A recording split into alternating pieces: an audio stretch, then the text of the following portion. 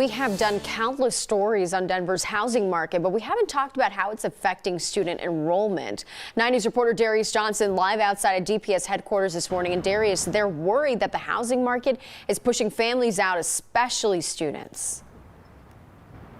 Yeah, Natasha, they're worried about that, but also on the other hand, they're worried about the funding that they could potentially use as they lose students at the very same time.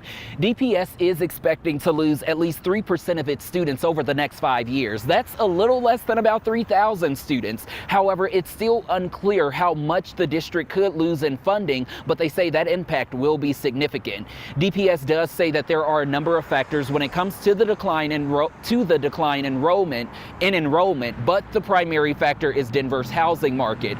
According to the Denver Metro Association of Realtors, the median price for a single-family home in the city was more than $700,000 in April.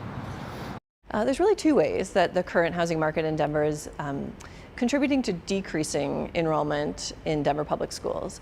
The first is that as housing prices increase, we see a smaller yield of students coming from higher priced housing than from lower priced housing.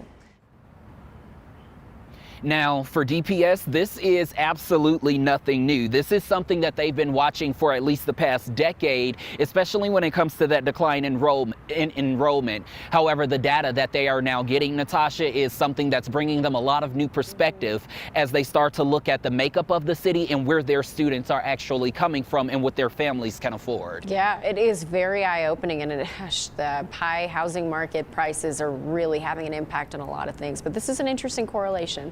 Darius, thank you. Yeah. Thanks, Darius.